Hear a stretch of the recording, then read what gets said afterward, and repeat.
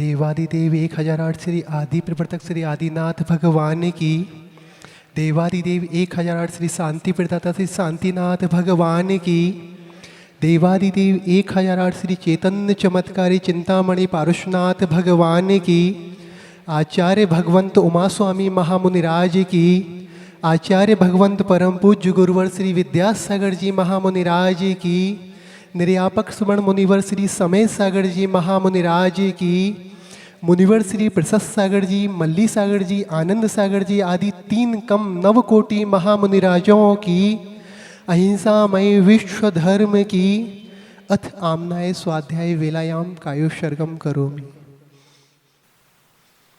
मोक्ष मार्गस्य नेतारं भित्तारं कर्म भूभृतां ज्ञातारं विश्वतत्त्वानां वन्दे तद्गुणलब्धये।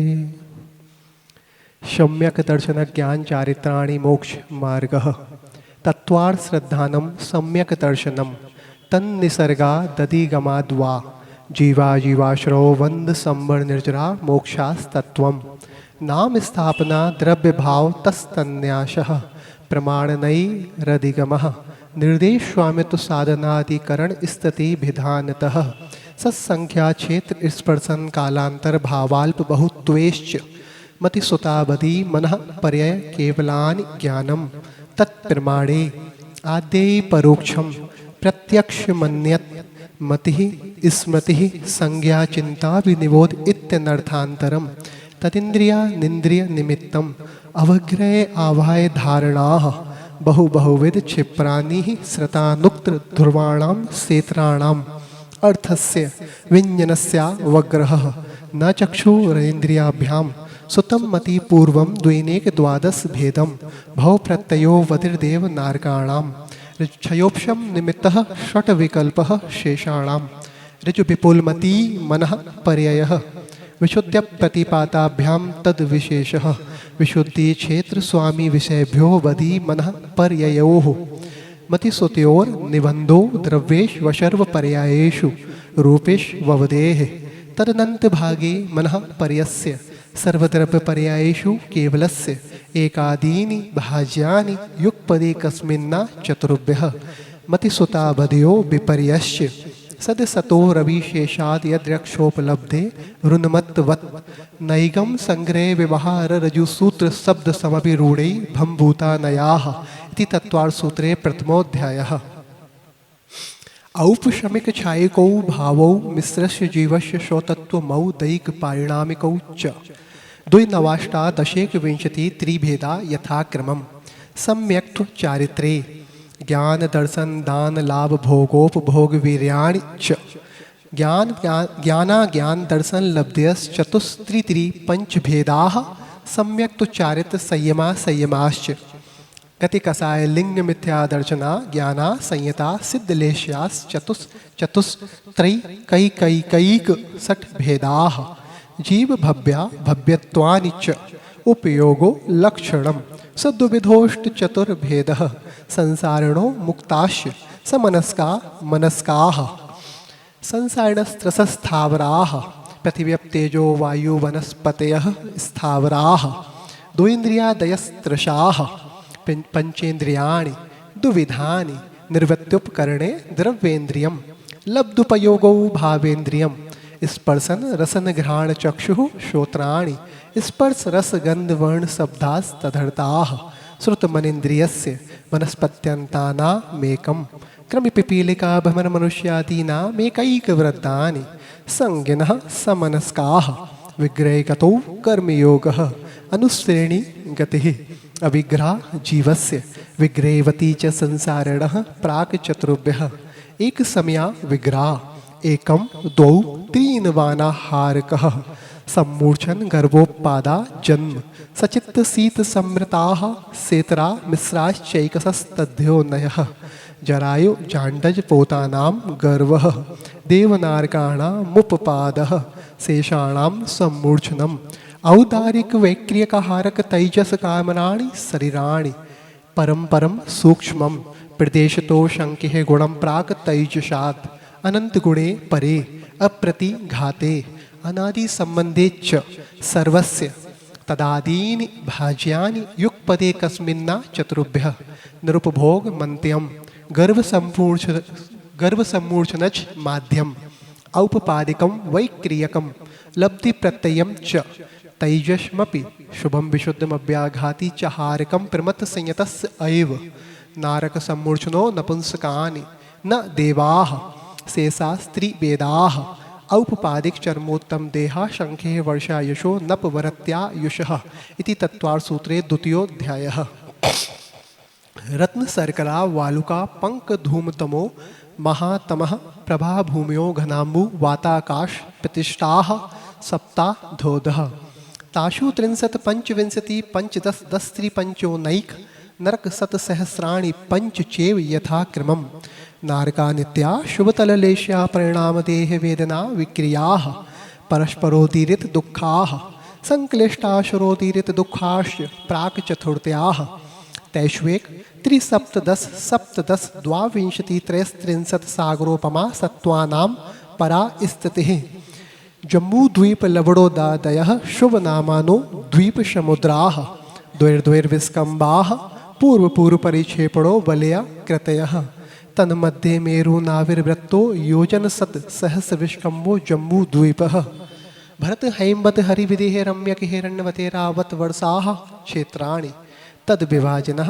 पूर्वापरायता हिमवन महाहिमवन निषद नील रुक्मि शिखरणो वर्षधर पर्वताः हेमार्जुन तपनीय वैड्यूर रजत हेममयाः मणिविचित्र पार्श्वा उपरि मूले चतुल्य विस्ताराः पद्म महापद्म तिंगिंश केसरी महापुंडरीक पुंडरीका हृदास्तेषा मुपरि प्रथमो योजन सहस्रायामस्तदर्थ विष्कम्भो हृदः 10 योजना वगाहः तन्मध्ये योजनम पुष्करम तद्द्विगुण द्विगुणा हृदाः पुष्कराणि च तन्निवासिन्यो देव्यः श्रीहृदयति कीर्ति बुद्धि लक्ष्म्यः पल्योपमस्थितयः ससामानिक परिसत्काः गंगा सिंधु रोहित रोहिताशया हरित हरिकांता सीता शीतोदा नारी नरकांता स्वर्ण रूपकूला रक्ता रक्तोदाः सरितस्तन मध्यगाः द्वयोर द्वयोः पूर्वाः पूर्वगाः शेषास्त्व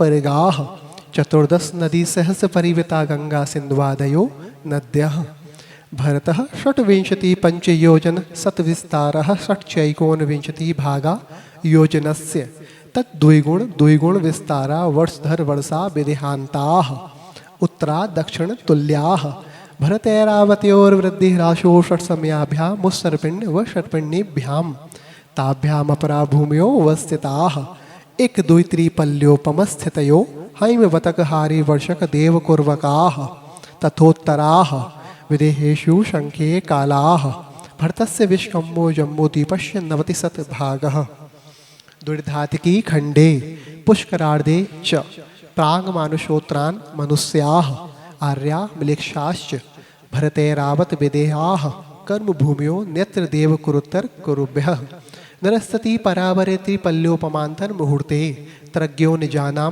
च इति तत्त्वार्थसूत्रे तृतीयोऽध्यायः।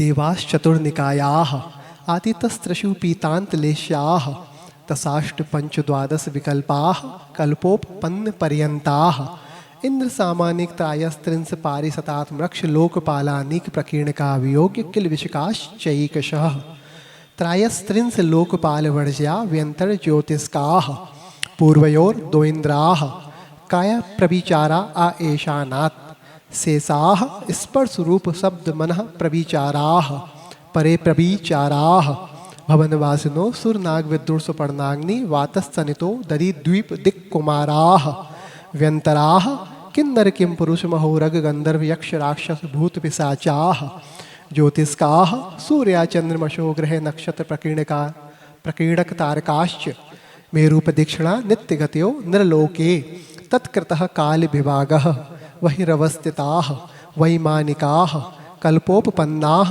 कल्पातीताश्च उपरि सौधर्मयी शान सानत कुमार महेंद्र ब्रह्म ब्रह्मोत्तर लांतौ कापिष्ट शुक्र महाशुक्र सतार सहस्रा रेशवानत प्राणतयो राणाच्युतयोर नवशु ग्रेवे यकेशु विजय वेजयंत जयंता पराजितेषु शर्वार सिद्धौ च स्थिति प्रभाव शुक दुतिलेश्या विशुद्धीन्द्रियावधि विषय तोदिकाः गति शरीर परिग्रहाभिमानतो हीनाः पीत पद्म शुक्ल लेश्या द्वित्रिशेषेषु प्राग्रेवेकेभ्यः कल्पाः ब्रह्मलोकालया लौकान्तिकाः सारशतादित्यवहेन्द्रुणगर्दतोहितुसिताभ्यावाधारिष्टाश्च विजयादिषु द्विचर्माः औपपादिकमनुष्येभ्यः शेषास्त्रज्ञो नयः स्थितिरशोगनाग सुपर्णद्वीपशेषाणां सागरोपम त्रिपल्योपमार्थहीनमिता सौधर्मे शानयोः सागरोपमे अधिके सानत कुमार महेन्द्रयोः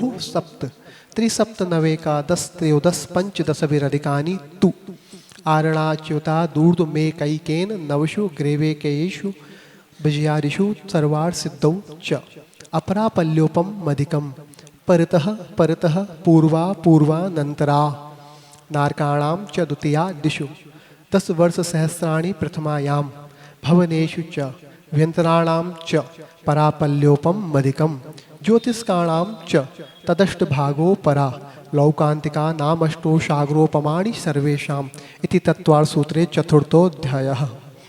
अजीवकाया धर्मा धर्माकाश पुद्गलाः द्रव्याणि जीवाश्य नित्यावस्थितान्यरूपाणि रूपिणः पुद्गलाः आकाशा देकद्रव्याणि निष्क्रियाणि च असंख्याः प्रदेशा धर्मा धर्मेक जीवानाम् आकाशस्यानन्ताः संख्याश्च पुद्गलानां नाडोः लोकाकाशे वगाः धर्मा धर्मयोः कृष्णे एक प्रदेशादिषु भाज्यः पुद्गलानाम् असंख्यक भागादिषु जीवानां प्रदेशंगार विसर्पाभ्यां प्रदीपवत् गतिस्थित्योपग्रहो धर्मा धर्मयोरुपकारः आकाशस्या वगाः शरीर वांग मनः प्राणापानाः पुद्गलानां सुख दुख जीवित मरणोपग्रहास्य परस्परोपग्रहो जीवानां वर्तना परिणाम क्रियाः परत्वा परत्वे च कालस्य स्पर्श रस गंध वर्णवन्तः पुद्गलाः शब्द बंध सौक्ष्म स्थूल संस्थान भेद तमच्छाया तपोधोतवन्तश्च अणवः स्कंदाश्च भेद संगातेभ्य उत्पद्यन्ते भेदादड़ोः भेद संगाताभ्यां चाक्षुषः सद्द्रव्य लक्षणम् उत्पादवय द्रव्यम युक्तम सत् तद्भावाव्यम नित्यम अर्पितानर्पित सिद्धेः स्निग्धक्षत्वात् बन्धः न जगन्य गुणानां गुणसाम्ये सदृशानां द्वदिकादि गुणानां तु वन्देदिकौ पारिणामिकौ च गुणपर्ययवद् द्रव्यं कालश्च सोनन्त समयः द्रव्याश्रया निर्गुणा गुणाः तद्भावः परिणामः इति तत्त्वार्थसूत्रे पंचमोऽध्यायः। काय वांग मनः कर्म योगः स आश्रवः शुभः पुण्यस्य शुभः पापस्य स कषाया कषाययोः साम्प्रायिकेर्या पथयोः इंद्रिय कषाया व्रतक्रियाः पंचचतुः पंचविंशति संख्याः पूर्वस्य भेदाः तीव्रमंद ज्ञाता ज्ञात भावाधिकरण वीर विशेषेभ्यस्तद विशेषः अधिकरणं जीवा जीवाः आद्यम समरंभ समारंभारंभ योग कृत कायतानुमत कसाय विशेषैः त्रिस त्रिस त्रिस चतुश्चैकशः निर्वर्तना निक्षेप संयोग निसर्गा द्वि चतुर द्वि त्रिभेदाः परम तत्प्रदोष निहन्नौ मात्सर्यांतराया साधनोपघाता ज्ञान दर्शना वर्णयोः दुख शोक तापाक्रंदन वद परिदेव नान्यात्म परोभय स्थानान्य सद वेद्यस्य भूत व्यत्यानुकंपा दान सराग संयमादि योगः शांतिः शौचमिति सद वेद्यस्य केवली श्रुत संग धर्म देवा वर्णवादो दर्शन मोहस्य कसायोदया तीव्र परिणामास् चारित्र मोहस्य भयवारंभ परिग्रहत्वं नारकस्या युषः माया तैरज्ञोनस्य अल्पारंभ परिग्रहत्वं मानुषस्य स्वभाव मार्दमं च निस्सील व्रतत्वं च सर्वेषां सराग संयम संयमा संयमा काम निर्जरा वाल तपांसी देवस्य सम्यक्त्वं च योग वक्रता विषंवादनं च शुभस्य नाम्नः तद्विपरीतं शुभस्य दर्शन विशुद्धिर विनय संपन्नता शीलवते शवनति चारो भीक्ष ज्ञानोपयो संवेगौ शक्ति तस त्याग तपसी साधु समाधि वैयावृत्त करण मरहदाचार्य बहुसुत प्रवचन भक्ति रावश्यका परिहारण मार्ग प्रभावना प्रवचन वशुलत्वमिति तीर्थकरत्वस्य परात्म निंदा प्रशंसे सद सद गुणोच्छादनोद भावने च नीचेर गोत्रस्य तद विपर्ययो नीचेर व्रतनुत्सेकौ चौत्रस्य विघ्नकरण मंत्रायस्य इति तत्वार्थ सूत्रे षष्ठोऽध्यायः।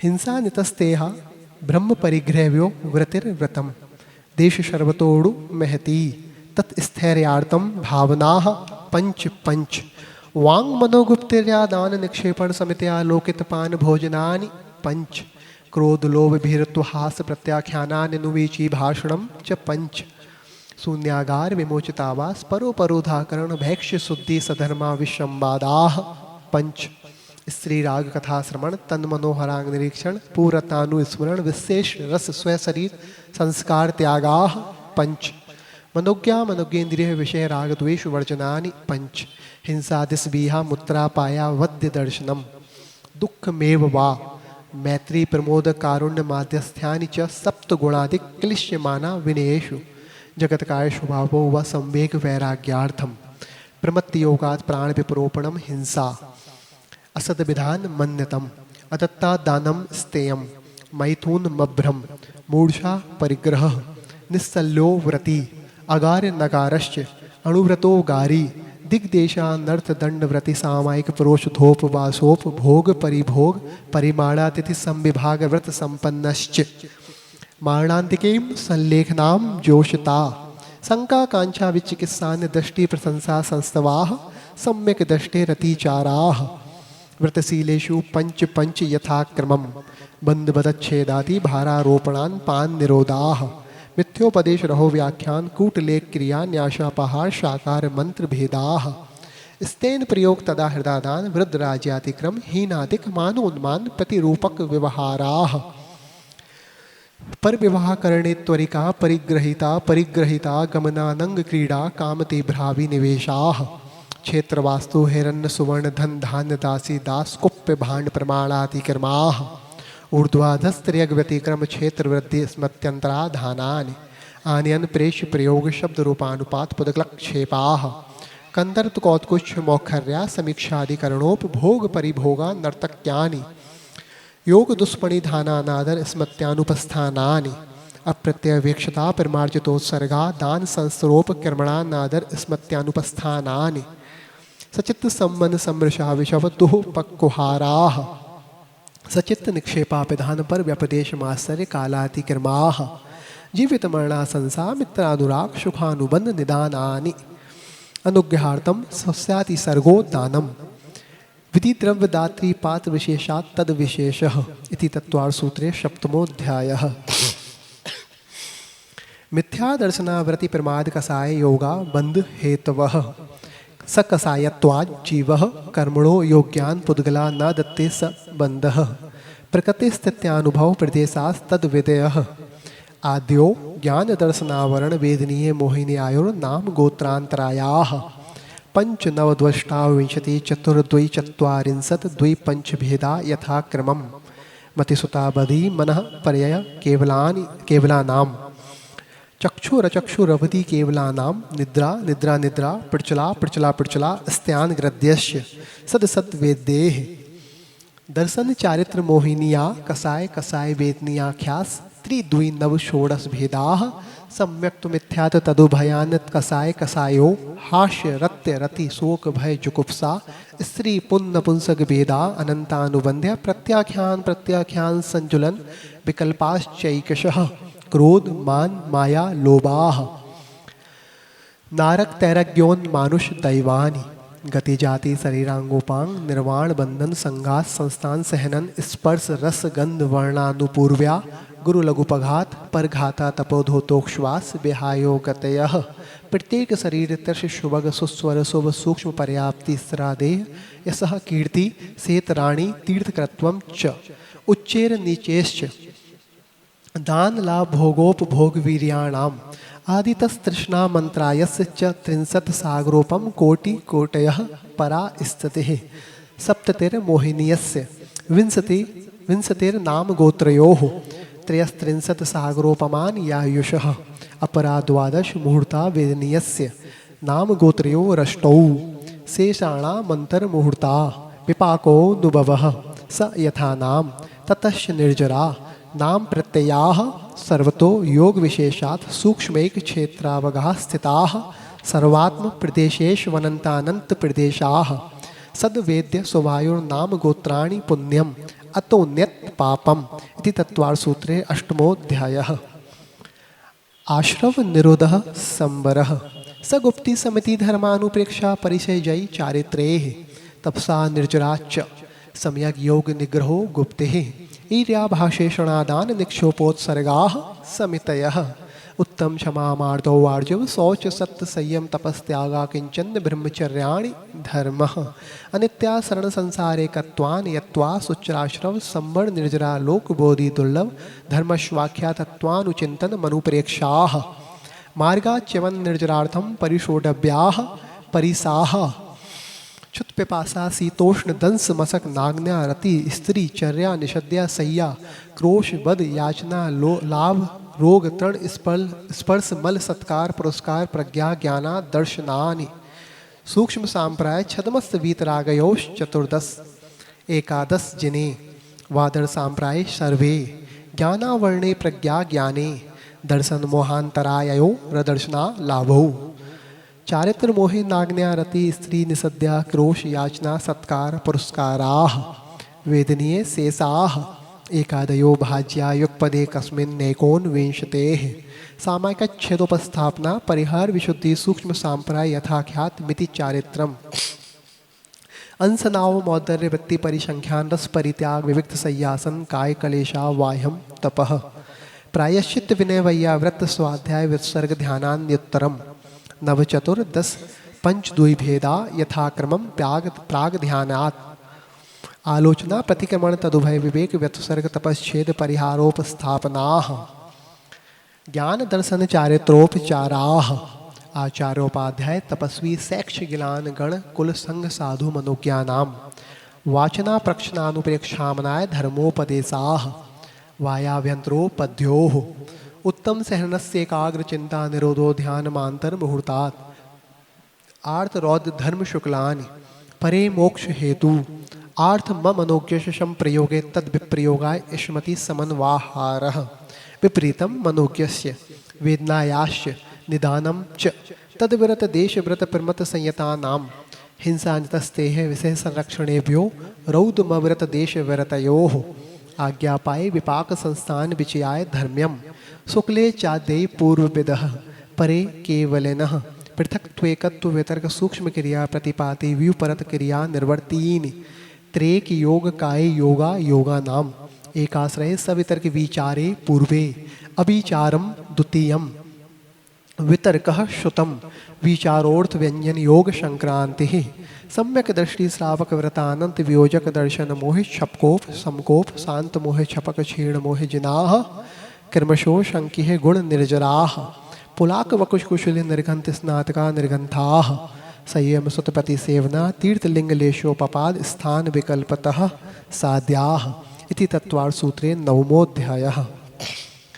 मोह छयाच ज्ञान दर्शना वर्णांतराय छयाच केवलम बंध हेतु भाव निजराभ्याम कृष्ण कर्म विप्र मोक्षो मोक्षः औपशमिकादि भव्यत्वानां च अन्यत्र केवल सम्यक् तु ज्ञान दर्शन सिद्धत्वेभ्यः तदनंतर मूर्ध्वं गच्छत्या लोकांतात् पूर्व प्रयोगादसंगत्वात् बदच्छेदात् तथा गति परिणामाश्च आविद्य कुलाल चक्रवत व्यपकत लेपालाभ बदेरण्य बीज बदग्नि शिखावच्च धर्मास्तिकाया भावात् क्षेत्र काल गति लिंग तीर्थ चारित प्रत्येक बुद्ध बोधित ज्ञानावगाहनांतर संख्याल्प बहुत्वतः साध्याः इति तत्त्वार्थसूत्रे दशमोऽध्यायः। अक्षर मात्र पदस्वर हीनम व्यंजन संधि विवर्जित रेफम साधु विरक्त ममक्षवितव्यम को न विमोहति शास्त्र समुद्री दशाध्याय परिच्छिन्ने तत्वार्थे पठते सति फलमस्यादुपवासस्य भाषितं मुनिपुङ्गवे तत्त्वार्थसूत्रकर्तारं गद्यप्रक्षोपलक्षितं वंदे गणेन्द्र संजाता उमा स्वामी मुनीश्वरम।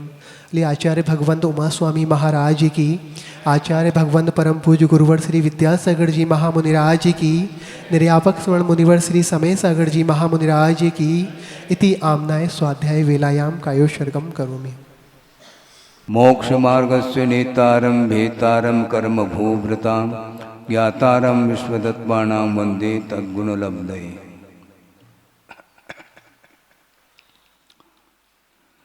कल षष्ठम अध्याय में सामान्य रूप से आश्रव तत्व का व्याख्यान हुआ है और सप्तम अध्याय में शुभाश्रव का व्याख्यान विस्तार के साथ किया जा रहा है। प्रश्न ये उठता है कि इस अध्याय में व्रतों का वर्णन किया जा रहा है क्रमशः, और इस अध्याय को शुभाश्रव के रूप में रखा है। यह प्रश्न अपने आप खड़ा होता है और शिष्य ने प्रश्न भी किया है 9वें अध्याय में जा कर के, अथवा शायद हो सकता है इसी अध्याय में किया हो कि व्रतादिक जो कि देश संयम अथवा सकल संयम के रूप में है, ये आश्रव के लिए कारण कैसे हो सकते हैं। यदि आश्रव के लिए कारण नहीं है तो इस अध्याय में संवर के और निर्जरा के लिए कारणभूत इस अध्याय को मानना चाहिए। किंतु इसका समाधान ये है कि व्रतों का पालन दो तरह से होता है, एक प्रवृत्ति मूलक होता है और एक निवृत्ति मूलक, अर्थात ध्यान अवस्था में भी व्रतों का पालन अपने आप में होता रहता है और वहाँ पर आश्रव की मुख्यता नहीं, किंतु विशेष रूप से संवर और निर्जरा के लिए वह व्रत आदि कारण पड़ते हैं। किंतु प्रवृत्ति मूलक जो व्रतों का पालन होता है उसमें प्रवृत्ति होने के कारण आश्रव की मुख्यता, किंतु मात्र एकांत से आश्रव ही होता है, ऐसी धारणा भी नहीं बनानी चाहिए। जबकि इन व्रतों के पालन करते समय प्रवृत्ति के काल में पापों से भी बचा जाता है और विशिष्ट पुण्य का अर्जन होता है, मात्र ये बंध के लिए कारण नहीं, क्योंकि इनको क्षोभम भाव के रूप में ग्रहण करके आए हैं। कहाँ पर? द्वितीय अध्याय में। इसलिए यहाँ पर मुख्य रूप से यहाँ शुभाश्रव का कारण बन जाता है, उसकी मुख्यता को लेकर के वर्णन किया जा रहा है, किंतु गौण रूप से संवर और निर्जरा बनी रहती है।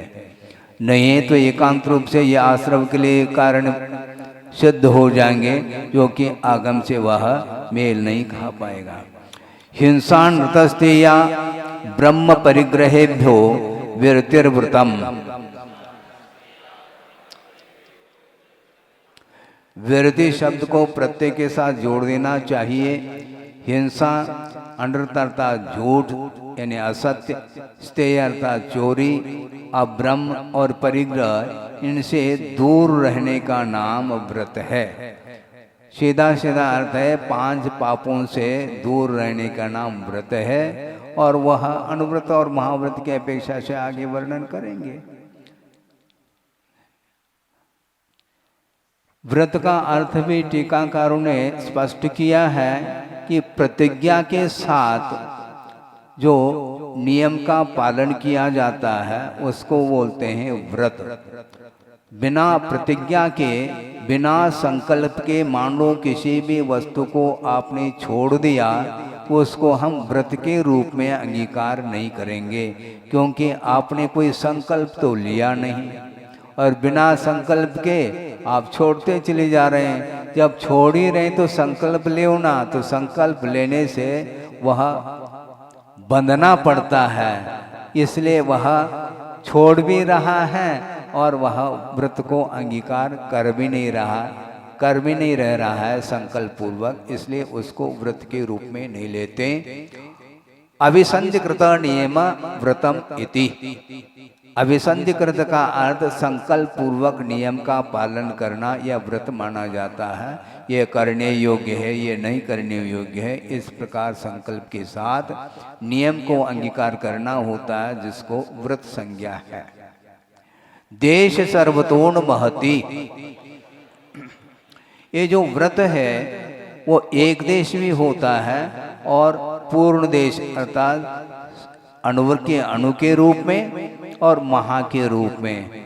देशतः सर्वतः इति, देश सर्वतः और अणुमहति, एक देश जो संयम है उसको अणुव्रत के रूप में स्वीकार करते हैं और पूर्ण रूप से इन्हें सकल संयम के रूप में जो व्रत को अंगीकार किया है उसको महाव्रत के रूप में स्वीकार कर रहे हैं। इसलिए अणुमहति, महति ह्रस्व नहीं, अणुमहति दीर्घ है और यह नपुंसक लिंग का प्रयोग है, द्विवचनांत पद है।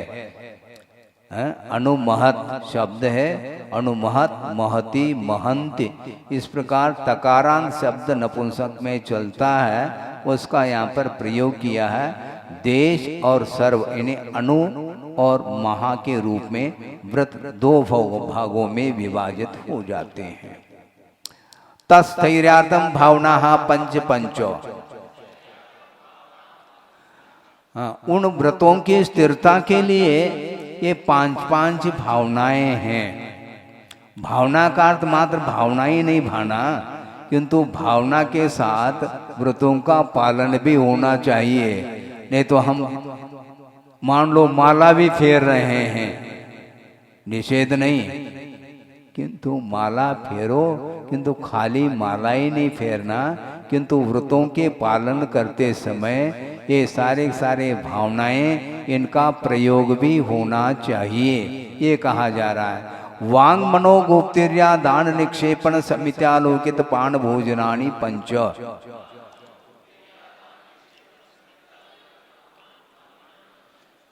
अहिंसा व्रत की ये पांच भावनाएं हैं।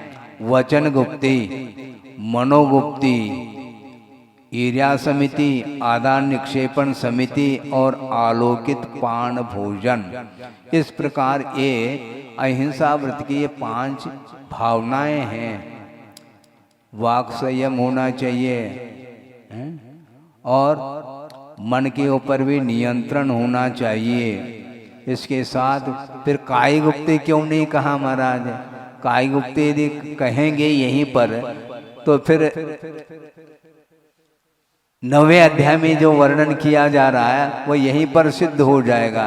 ऐसा नहीं, शारीरिक चेष्टा के साथ भी वह वचन और मन को संयत रखता है। मन संबंधी और वचन संबंधी यदि सावधानी नहीं है तो अहिंसा व्रत का पालन हम नहीं कर पाते हैं। अहिंसा व्रत का निर्दोष पालन करने के लिए वचन के ऊपर और मन के ऊपर नियंत्रण होना आवश्यक है। और ईर्या समिति का 4 हाथ दे करके चलने का नाम ईर्या समिति है। आदान निक्षेपण का अर्थ है अपने पास जितने भी उपकरण अधिक हैं उनको रखते समय और ग्रहण करते समय परिमार्जन करते हुए, अवलोकन करते हुए ग्रहण करना, रखना होता है। और इसी प्रकार आलोकित पान भोजन भी एक भावना है, अहिंसा व्रत की भावना। आलोक का अर्थ प्रकाश होता है, किंतु यहाँ पर प्रकाश का अर्थ मूनलाइट नहीं, चंद्रमा के प्रकाश में हम आहार ग्रहण कर लें, नहीं, आलोकित का अर्थ सनलाइट होना चाहिए। दिन में सूर्य प्रकाश के माध्यम से वातावरण प्रासुक हो जाता है, क्योंकि रात में सूर्य का प्रकाश नहीं होने के कारण उस रात में वातावरण में बहुत सारे सूक्ष्म जीवों की उत्पत्ति होती है। इसलिए रात में आहार लेने का निषेध किया है। ये सारे अहिंसा व्रत की ये भावनाएं मानी जाती हैं। क्रोध, लोभ, भीरुत्पहास, प्रत्याख्यानानि अनुवीच भाषणम च पंच। सत्यव्रत की ये भावनाएं हैं, इनके बिना सत्य का पालन नहीं हो सकता। इसलिए प्रत्याख्यान का अर्थ त्याग है। किसका प्रत्याख्यान? क्रोध का, लोभ का और भीरुता का और हास्य का। इन चारों का प्रत्याख्यान अर्थात त्याग के साथ ही सत्यव्रत का हम पालन कर पाएंगे। आवेश में आकर के अथवा लोभ के वशभूत होकर के, भय के वशभूत होकर के, हंसी मजाक के साथ यदि वचनों का प्रयोग करता है तो उसमें सत्य उद्घाटित नहीं हो सकता। इनका तो त्याग करो और साथ साथ अनुवीच भाषण का अर्थ आगम के अनुरूप निर्दोष वचनों का प्रयोग करना, यह सत्यव्रत की भावना के अंतर्गत आता है। इसलिए बिना सावधानी के, बिना आगम का आधार लिए हम यदि बोलते हैं किसी के साथ, उसके साथ सत्य का कोई भी समर्थन नहीं होता। कोई भी हो, मान लो सामने गृहस्थ है तो मान लो जिज्ञासा रखता है, किंतु उसकी वह जिज्ञासा आगमानुकूल होनी चाहिए। आगम का आधार लेकर के यदि मान लो कोई जिज्ञासा का समाधान आप चाहते हैं तो उसके लिए आगम के अनुरूप उसका समाधान दिया जा सकता है, अन्यथा नहीं। क्योंकि अन्य रूप में भी यदि मान लो हम वचन प्रवृत्ति करते हैं तो निश्चित रूप से सत्य का पालन नहीं हो पाएगा। और दूसरी बात, सत्य का पालन जो किया जा रहा है वह भी अहिंसा व्रत की रक्षा के लिए किया जा रहा है। इसलिए शून्यागार विमोचितावास परो परोदाहकरण भैक्ष शुद्धि सधर्मा विसंवादाः पंच।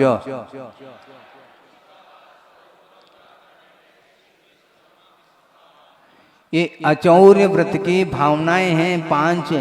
शून्य अगार यानी गिरी है, गुहा है, वृक्ष के कोटर है इत्यादि में रहना, ये शून्यागार माना जाता है। और जिस आवास को दूसरे ने छोड़ दिया है उस आवास में रहने का नाम विमोचितावास। और परोपरोदाकरण, जहाँ पर हम रहते हैं वहाँ पर कोई भी व्यक्ति आ गया तो उसका प्रतिषेध नहीं करना चाहिए, उसके लिए उपरोध अर्थात निषेध नहीं करना। ये परोपरोदाकरण, मैं यहाँ पर रहता हूँ आपको ज्ञात नहीं है क्या, इस प्रकार यदि कहेंगे तो वह अचौर्य व्रत का पालन नहीं कर पाएंगे। इसलिए आप बैठना चाहते हैं आप बैठ सकते हैं, मैं अन्यत्र भी बैठ सकता हूँ, इस प्रकार शांति के साथ उसको कह दें तो निश्चित रूप से अचौर्य व्रत का पालन निर्दोष रूप से हो जाएगा। और अतिभारारोपण, नौकर चाकर है, पशु आदि भी है, तो उसके ऊपर जो भार लादा जा रहा है उसमें अति हो रही है। मान लो 5 बोरी को खींचने की क्षमता उसके अंदर है तो गाड़ी में 5 नहीं बल्कि 3 ही बोरी डालना चाहिए। हम 10-20 बोरी डाल करके उसको ऊपर से और हंटर अर्थात चाबुक के माध्यम से मारते पीटते हुए उसको ले जा रहे हैं, तो ये वृत्ति के लिए ठीक नहीं। तो अवृत्ति कर लें क्या? अवृत्ति की यहाँ पर चर्चा ही नहीं कर रहे हैं हम, क्योंकि अतिचार जो लगते हैं, जिन्होंने व्रतों को अंगीकार किया है उसमें दोष उत्पन्न हो सकते हैं और होते हैं, और जिन्होंने व्रतों का ही संकल्प नहीं लिया है तो न उसके अंदर कोई गुण है न कोई दोष है। हाँ, वह मैदान साफ है उसका, इसलिए उसके लिए नहीं कहा जा रहा है। भैक्ष शुद्धि, आचार शास्त्र के अनुरूप भिक्षा वृत्ति रखना, ये भैक्ष शुद्धि मानी जाती है। नहीं है तो अचौर व्रत का पालन संभव नहीं। ये इनके प्रकार से हम संकेत आदि भी नहीं कर सकते। ये बात अलग है, वैयावृत्ति के निमित्त से करना अलग वस्तु, किंतु स्वयं अपनी भिक्षा शुद्धि को बरकरार कायम रखता है, आगम के अनुरूप ही चर्या को, भिक्षा चर्या को संपन्न करता है और करना चाहिए। और साधर्म के साथ वाद विवाद नहीं, मम इदम तव इदम, ये मेरा और तेरा, अथवा मेरा मैं जो कह रहा हूँ वही सत्य है, तुम जो कह रहे हो वो बिल्कुल विपरीत है। इस प्रकार परस्पर में वाद विवाद नहीं करना, यह भी आचौर व्रत के भावना के अंतर्गत आता है। स्त्री रा कथा श्रवण तन्मनोहरांग निरीक्षण पूर्व रतानुस्मरण व्रश्रेष्ठ रस्व शरीर संस्कार त्यागा पंच।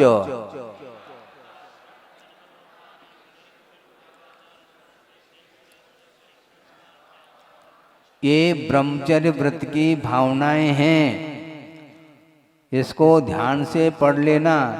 स्त्री राग कथा श्रवण का त्याग, ये त्याग शब्द प्रत्यय के साथ जोड़ देना चाहिए। स्त्री संबंधी राग को बढ़ाने वाली जो कथा है उसका श्रवण नहीं करना, न दूसरे को सुनाना न सुनना, क्योंकि उपलक्षण श्रवण के रूप में आया है। हम थोड़ी सुन रहे हैं, सुना रहे हैं, मान लो ऐसा कोई कह दे, वो भी ठीक नहीं। और तन्मनोहरांग निरीक्षण, उनके मनोहर अंगों पंगों का निरीक्षण करने का त्याग करना चाहिए। और पूर्व रतानुस्मरण, पूर्व में जिन जिन वस्तुओं के साथ या जिन जिन व्यक्तियों के साथ संबंध रखा था उनके साथ, और उसको स्मरण में लाना, ये पूर्व रतानुस्मरण। पूर्व में तो सारे कार्य कर चुका है, मान लो शादीशुदा वो था और पुनर्दीक्षित हो गया मान लो, तो पुरानी बातें याद आने लगी, ये भी दोष माना जाता है। वृश्रेष्ठ रस, वृक्ष अर्थात गरिष्ठ वस्तु का सेवन नहीं करना, और अपने लिए जो रुचिकर है उसके बिना भोजन नीचे उतर नहीं रहा है, उसको इष्ट बोलते हैं। तो वृक्ष अर्थात गरिष्ठ और इष्ट वस्तु का भी त्याग करने के लिए कहा जा रहा है। औषधि के रूप में कोई वैयावृत्ति की दृष्टि से कुछ किया जाता है वह अलग है, इससे वह पृथकभूत है। और स्व शरीर संस्कार, अब ब्रह्मचर्य व्रत अंगीकार किया है, अब बिल्कुल जो ना अनेक प्रकार के सौंदर्य प्रसाधन वस्तुओं का इस्तेमाल अधिक नहीं करता, और सुगंधित तेल इत्यादि का भी वह प्रयोग नहीं करता, ये इसका अर्थ है। और दूसरी बात यह है कि केवल स्त्री संबंधी विषय इन्होंने सूत्र में रख दिया, तो पुरुष संबंधी नहीं है क्या?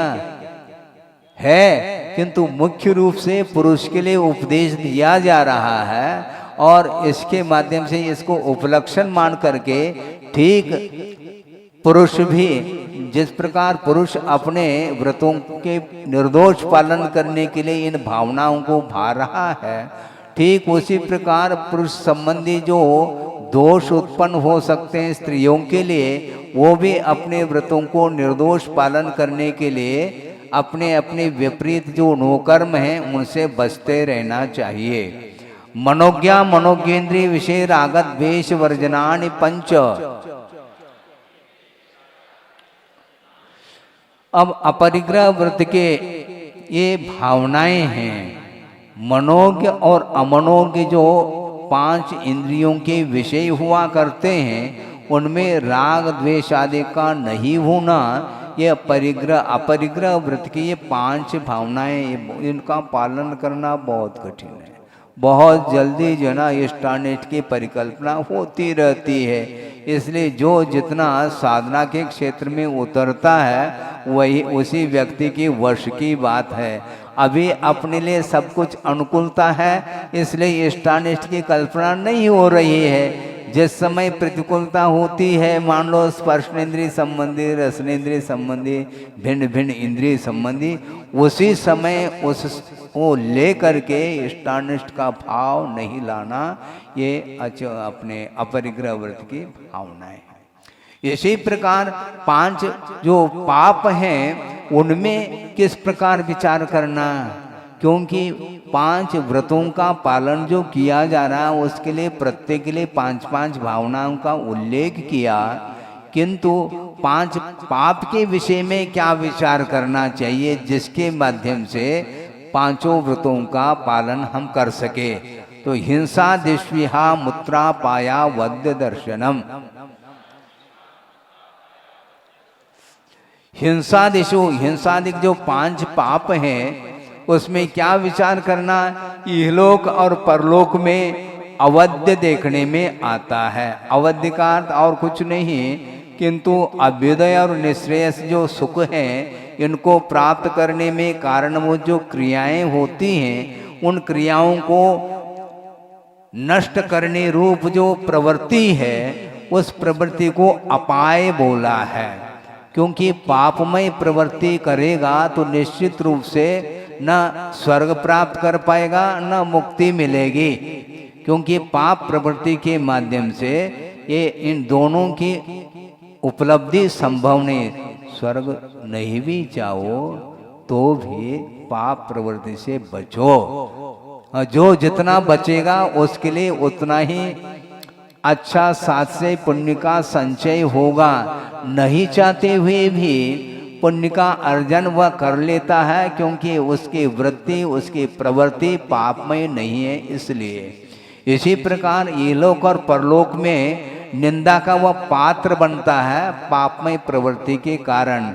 इस प्रकार 5 पापों के विषय में सोचना यह भी अपने लिए हुए व्रतों को निर्दोष पालन करने के लिए सहायक सिद्ध होते हैं। ये परिणाम दुखमेव वा, अथवा ये 5 पाप दुख रूप ही है, इस प्रकार सोचना चाहिए।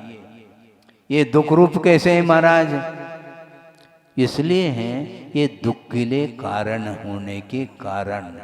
ये 5 पाप स्वयं दुख रूप नहीं, किंतु ये दुख के लिए कारण हैं और दुख के कारण हैं, इसलिए इनको भी दुख रूप ही समझ लेना चाहिए। कोई ये कह सकता है, और कहा भी है, प्रश्न किया है शिष्य ने कि महाराज मान लो तिर्यंच गति और नर गति में कोई मान लो पाप प्रवृत्ति के माध्यम से सुख उत्पन्न नहीं होता है, हम मान लेंगे, किंतु मनुष्य गति में और देवादि गति में वहाँ पर जो प्रवृत्ति होती है विषय के साथ प्रवृत्ति, विषय प्रवृत्ति, उसके माध्यम से तो कम से कम थोड़ा बहुत तो सुख का संवेदन होता होगा ना। तो आचार्य कहते हैं नहीं, वह सुखाभास है। कैसे? क्योंकि वेदना का प्रतिकार मात्र हो जाता है उसके माध्यम से। इसलिए जैसे मान लो शरीर में, अब जानते हैं दाद हो गया, दाद समझते हैं, हाँ। और खुजली हो जाती, तो उसको खुजाते हैं तो आपको ऐसा लगता है कि और एक बार खुजा लें, और बार बार खुजाने के उपरांत अंत में उसमें जलन ही उत्पन्न होता है। इसी प्रकार विषय के सेवन से कोई सुख हाथ नहीं लगता, ऐसा इस सूत्र का आशय है। मैत्री प्रमोद कारुण्य माध्यस्थानि च सत्व गुणादिक क्लिश्य माना विनेयेषु।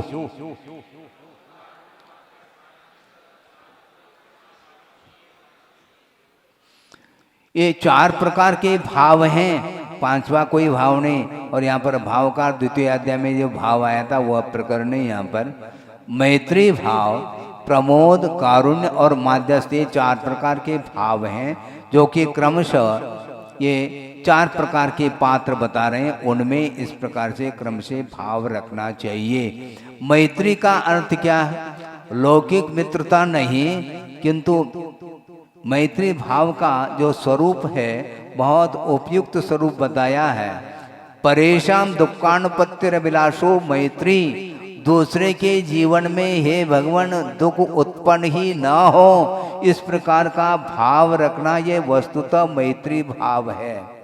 दुख उत्पन्न होने के उपरांत उसको दूर करने का जो भाव है वह कारुण्य भाव के अंतर्गत आता है, किंतु दुख ही उत्पन्न न हो भगवान, इस प्रकार भाव रखना ये मैत्री भाव है। और वस्तुतः दुख उत्पन्न होता किससे? संसार में प्रवेश करने से दुख उत्पन्न होता है। इसलिए हे भगवान ये संसार से जल्दी मुक्त हो जाए, इस प्रकार का भाव रखना उसके प्रति मैत्री भाव है।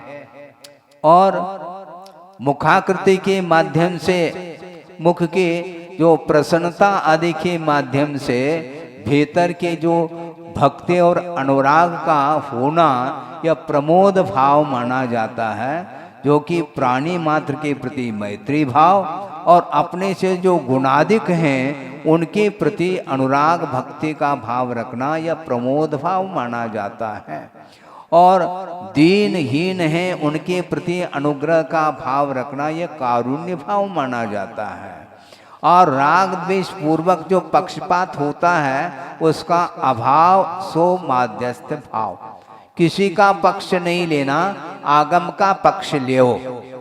हाँ, जो विपरीत चल रहा है उसके प्रति किसी भी प्रकार से पक्षपात नहीं कर सकते और निष्पक्ष भाव के साथ उसके साथ तटस्थ रहते हैं। तटस्थ का अर्थ उसके तट तक नहीं जाना, हमें अपने तट में ही रहना है, उसको किसी भी प्रकार से हम बाध्य नहीं कर सकते।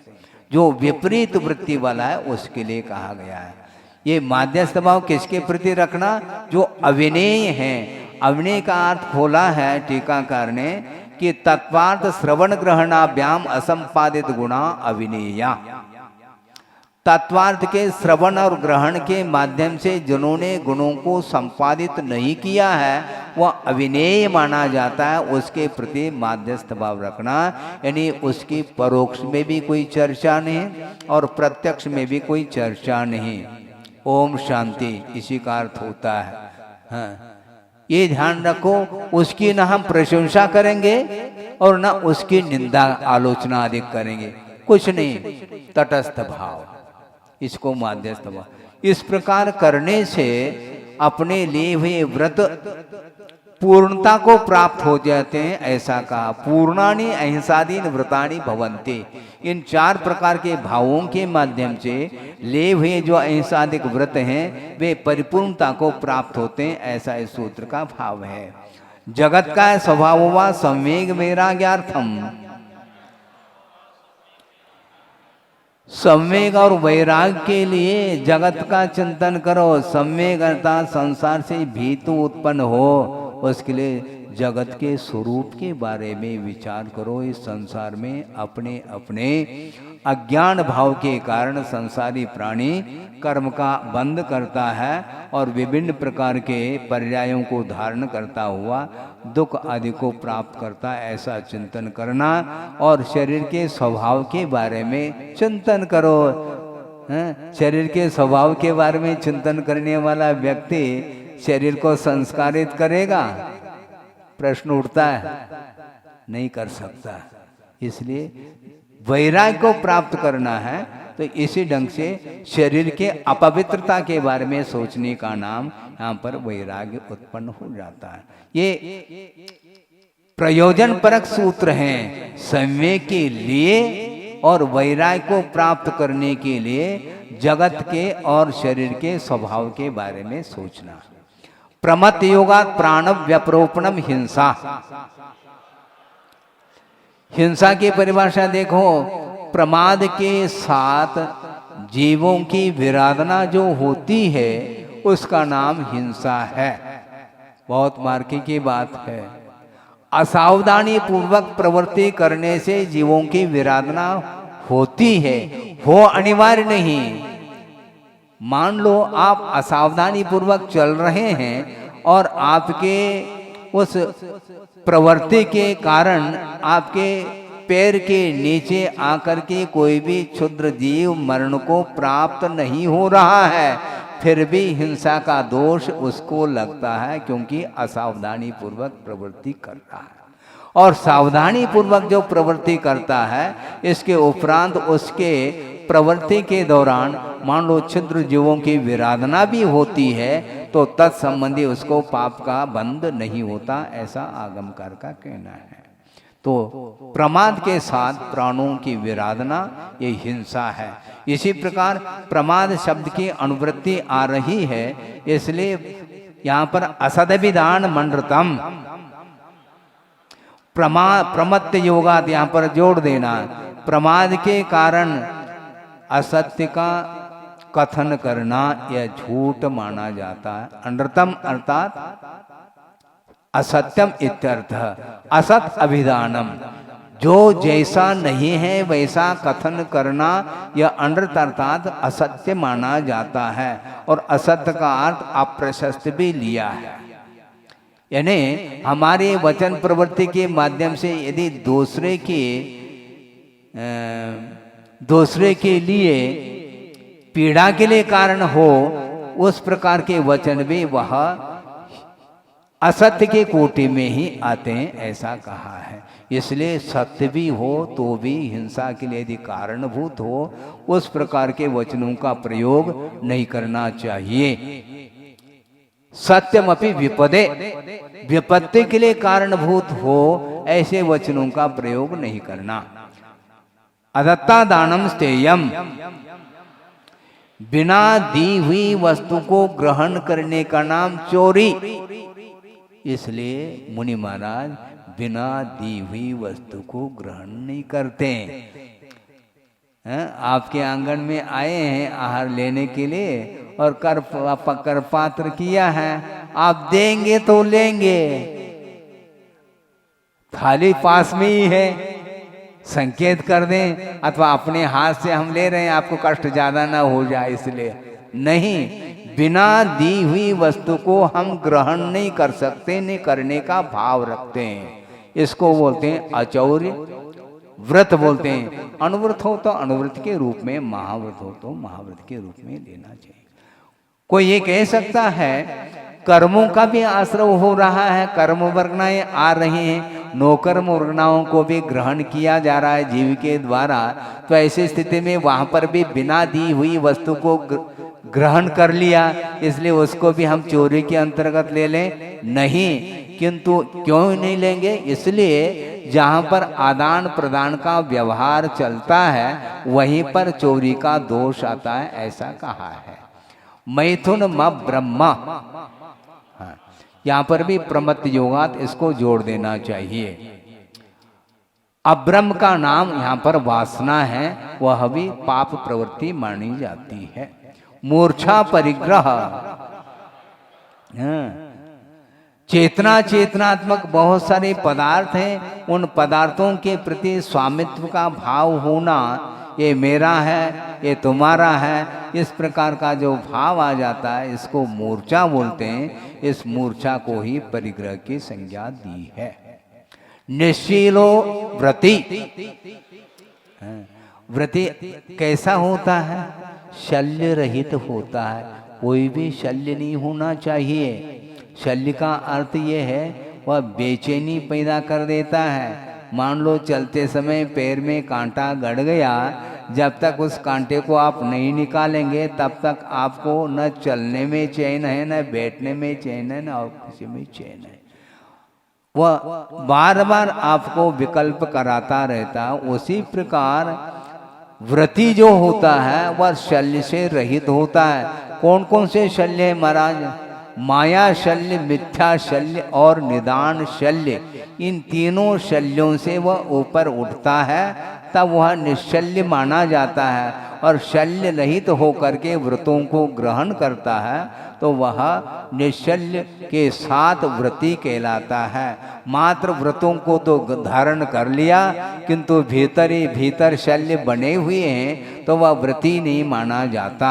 और मान लो निश्चल्य हो गया है और व्रत अंगीकार नहीं किया, वो मात्र शल्य से रहित हुआ है, निश्चल्य हुआ है, वह व्रती नहीं।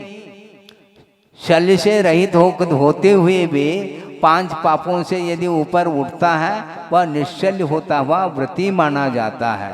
और शल्य के साथ यदि व्रती है तो उसको व्रती नहीं बोलते हैं। बहुत अच्छा उदाहरण दिया है टीकाकार ने। मान लो कोई गाय को पालता है, जिसके पास 10-20 गाय हैं मान लो, ठीक है, वह गोमान कहलाता है, गाय वाला कहलाता है, किंतु उसमें से दूध नहीं निकल रहा है तो उसको गोमान बोलेंगे? नहीं बोल सकते हैं। उसी प्रकार यदि शल्य से दूर नहीं हुआ है, मात्र व्रतों का पालन कर रहा है, तो वह जो दूध नहीं देने वाली गाय है उसी प्रकार उसके व्रतों की परिस्थिति इसी प्रकार होगी। इसलिए शल्य से रहित होकर के पालन करो। अगार्य नगारश्च, हाँ, जो अनुवृत्ति है उनको क्या कहेंगे, जो महावृत्ति है उनको क्या कौन सी संज्ञा देंगे, तो अगारी और अनगार। अगार बोलते हैं घर को, किंतु ये उपलक्षण मात्र है। घर के साथ बहुत सारे और भी परिग्रह होते हैं, उनको रखने वाला जो होता है अनुवृत्ति, उसको क्या बोलते हैं, अगारी बोलते हैं, सागार बोलते हैं उसको। और जो घर को नहीं रखता अथवा घर के साथ साथ अन्य परिग्रहों का भी उसने विमोचन कर लिया है, उसके लिए अनगार बोलते हैं।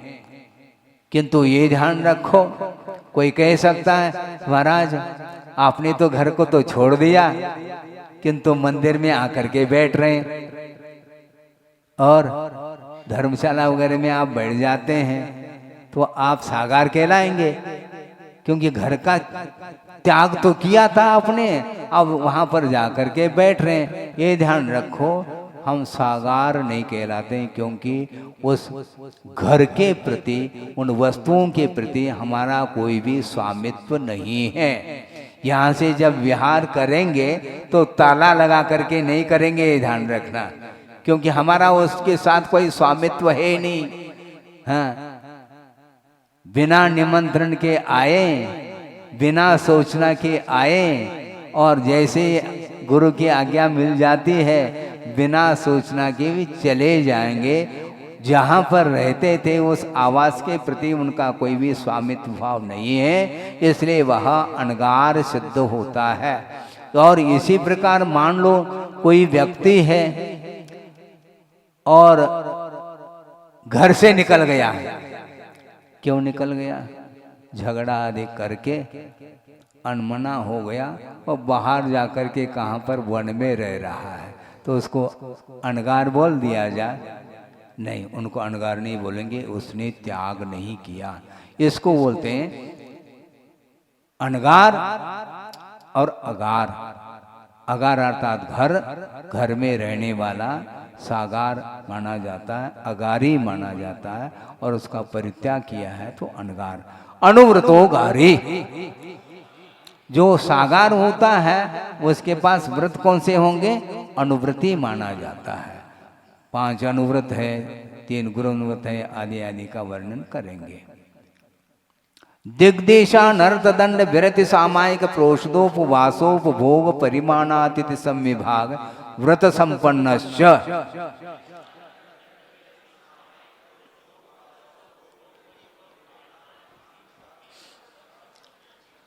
जो अनुवृत्ति होता है वह अहिंसादि 5 अनुव्रतों के साथ 3 गुणव्रत और 4 शिक्षाव्रत, 3 गुणव्रत और देशव्रत, दिग्व्रत, देशव्रत, अनर्थ दंड व्रत, हाँ ठीक है, ये 3 गुणव्रत हैं और 4 शिक्षाव्रत हैं। इनसे भी वह संपन्न होता है। दिग्व्रत किसको बोलते हैं? अनुवृत्ति की चर्चा चल रही है, उन्होंने चारों दिशाओं में मर्यादा बना ली है। मान लो चारों दिशाओं में 200 किलोमीटर तक मैं जाऊंगा, उसके बाद नहीं जाऊंगा। इस प्रकार उसने दिशा के अपेक्षा से मर्यादा कर ली है। इसी प्रकार जहाँ पर वह रहता है उसमें भी मोहल्ले आदि के अपेक्षा से भी वह परिमाण अर्थात मर्यादा, क्षेत्र की मर्यादा कर लेता है। इसको बोलते हैं दिग्व्रत और देश व्रत। ये विरति शब्द जोड़ देना, दिग्विरति, देश विरति और अनर्थ दंड विरति।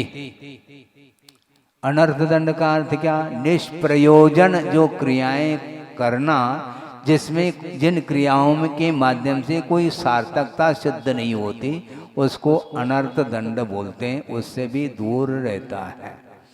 और ये कहा है अपने रत्नकर्ण श्रावकाचार्य में समंतभद्र महाराज ने, जो दिग्व्रति होता है, देशव्रति होता है, वह उपचार से महाव्रति का पात्र बनता है। इसलिए कहा उनको उपचार से महाव्रती, क्योंकि मर्यादित क्षेत्र के बाहर अभी तक तो वह प्रवृत्ति करता था, तो वहां पर त्रस जीवों की और स्थावर जीवों की विराधना उसके प्रवृत्ति के द्वारा होती थी, किंतु क्षेत्र को दिशा के अपेक्षा से मर्यादित करने के कारण उस मर्यादा क्षेत्र के मर्यादा के बाहर त्रस जीवों की विराधना और स्थावर जीवों की विराधना से वह ऊपर उठ जाता है। इस अपेक्षा से उपचार से उसको महाव्रती की संज्ञा दी है। इसी प्रकार देशव्रत के साथ और अनर्थ दंड व्रत, अनर्थ दंड से भी वह दूर हो जाता है। 5 प्रकार के अनर्थ दंड होते हैं, पापोपदेश, हिंसादान और प्रमादचर्या, अपध्यान और दुष्श्रुति। इनकी परिभाषाएं भी आगम के माध्यम से आप पढ़ सकते हैं। इसके माध्यम से अनर्थ घटित होता है, इसलिए दूर होता है। सामायिक का अर्थ स्पष्ट है, समता सर्वभूतेषु संयमेषु भावना आर्तरोद्र परित्याग तत् ही सामायिकम मतम, ऐसा कहा है। समता सर्वभूतेषु, सभी जीवों में साम्य भाव रखना, ये तो महाव्रती के लिए घटित होगा महाराज। हाँ, वो घटित तो वहीं पर होता है, फिर भी अपेक्षाकृत वह अंतरंग साधना की दृष्टि से वह बढ़ाता चला जाएगा वह साधना को, तभी वह सामायिक कर पाता है। संयम में शुभ भावना, संयम में शुभ भावना रखता है और आर्त रौद्र परित्याग, आर्धान रौद्र ध्यान से ऊपर उठने का प्रयास जब करता है उस समय वह सामायिक चारित्र अथवा व्रत पल जाता है। प्रोषदोपवास, प्रोषद का अर्थ है पर्व, पोषद का अर्थ क्या है? पर्व लिया है। पर्व के दिनों में उपवास करने का नाम प्रोषदोपवास, ऐसा कहा। जबकि रत्नगढ़ श्रवकाचार्य ये कह रहे हैं 4 प्रकार के आहार का त्याग जो होता है उसका नाम उपवास है, और पर्व के दिनों में अष्टमी के दिन मान लो वह उपवास करता है तो सप्तमी और नवमी के दिन सकृत भुक्ति का अर्थ 1 बार भोजन करता है। तो अष्टमी के पूर्व और उत्तरवर्ती दिन में वह 1 बार भोजन के साथ अष्टमी के दिन उपवास करता है। इसी प्रकार 14 के दिन उपवास और 13 और पूनम के दिन अथवा अमावस्या के दिन एकासन करता है। इसको बोलते हैं प्रोषदोपवास। आप जो करना चाहो कि आपका विषय है। बाकी हम अपने तरफ से जगन्य मध्यम उत्कृष्ट आदि का हम भेद नहीं करना चाहते। आप आचार्य महाराज के पास जैसा लेना चाहो ऐसा ले सकते हैं। भोगो भोग परिमाण, भोगो भोग परिणाम किसको बोलते हैं? यह भी एक व्रत है, परिमाण कर रहा है। भोग उसको बोलते हैं जो बार बार भोगने में वस्तु आ जाए उसको बोलते हैं। यहाँ पर इस सूत्रकार के अपेक्षा से बार बार भोगने में जो वस्तु आती है उसको उपभोग बोल रहे हैं। और हाँ, नहीं, एक बार भोगने में जो वस्तु आती है उसको उपभोग बोल रहे हैं, और जो बार बार भोगने में वस्तु आती है उसको परिभोग बोल रहे हैं। इतना अंतर है। जो आपको आवश्यक हो वो ले लेना, क्योंकि शब्दांतर है और कोई अर्थभेद ज्यादा इसमें नहीं है। अतिथि संविभाग, अतिथि किसको बोलते हैं? जिनके आहार विहार आदि की अपेक्षा से कोई तिथि निश्चित नहीं, उनको अतिथि बोलते हैं। उनके लिए संविभाग करना, यानी उनके लिए क्या करेंगे? आहार है, उपकरण है, आहार दान है, औषध दान है और प्रश्रय दान है आदि की अपेक्षा से विभाग करना ये अतिथि संविभाग माना जाता है। क्योंकि वो तो सब कुछ छोड़ चुके हैं और उनकी वैयावती सेवा आदि का आप करते हैं तो वह अनुवृत्ति के पास वह अतिथि संविभाग नाम का भी व्रत आ जाता है। इस प्रकार ये 5 अनुव्रत, 3 गुणव्रत और 4 शिक्षा व्रतों से वह संपन्न होता है। अब इसके बाद अतिचारों का वर्णन किया जा रहा है। अतिचार का अर्थ दोष होता है। सर्वप्रथम सम्यक दर्शन के अतिचार कितने हैं बता रहे हैं। शंका कांक्षा विचिकित्सा दृष्टि प्रशंसा संस्तवाहा सम्यक दृष्टि। छूट गया? अच्छा अच्छा अच्छा, ठीक ठीक ठीक। मारणांतिकम सल्लेखनाम जोशिता, ये अंत में सल्लेखना व्रत को भी अंगीकार करता है, श्रावक भी करता है और मुनि महाराज तो करते ही हैं। और जिस भव के अंत में मरण होता है उसको मारणांतिकी ऐसा बोलते हैं। तो उसमें वह क्या करता है व्रती? सल्लेखनाम जोशिता, सल्लेखना को प्रीति पूर्वक वह स्वीकार करता है। क्यों करता है और कब करता है इसको थोड़ा सा संक्षेप में समझ लें कि मान लो यह संक्षेप अपने सल्लेखना विधिवत होती है, वह क्रमशः होती चली जाती है। कब करता है वह सल्लेखना और क्यों करता है? धर्माय तनु विमोचनम, ऐसा कहा।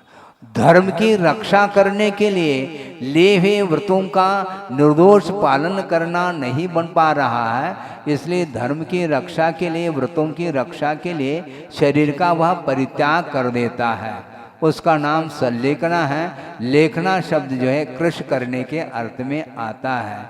शरीर को धीरे धीरे धीरे धीरे वह क्रमशः कृश करता चला जाता है, आहार पान आदि को कम करता चला जाता है, किंतु यह बाध्य होकर के नहीं करता, किंतु वह स्वयं ही गुरु के पास अथवा और कोई भी वृत्ति हैं उनके पास आकर के वह स्वीकार कर लेता है। इसको सल्लेखना बोलते हैं। उपसर्ग आ जाए उस समय भी तैयार हो जाता है, अकाल पड़ गया उस समय भी तैयार हो जाता है, जिसका कोई प्रतिकार न कर सके ऐसा कोई भयानक रोग हो गया तो भी सल्लेखना के लिए वह तत्पर हो जाता है। और वृद्धावस्था आ गई तो भी। इसके बाद अब अतिचार। शंका कांक्षा विचिकित्सा दृष्टि प्रशंसा संस्तवाहा सम्यक दृष्टि रतिचाराहा।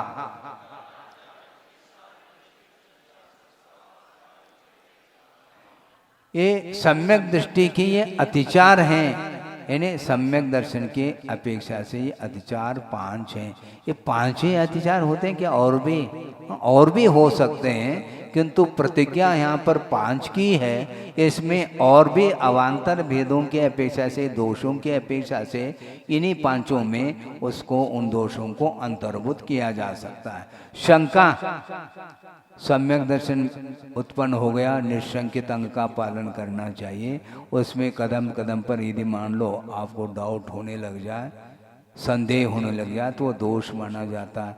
कांक्षा, विषयों की आकांक्षा से दूर रहना चाहिए।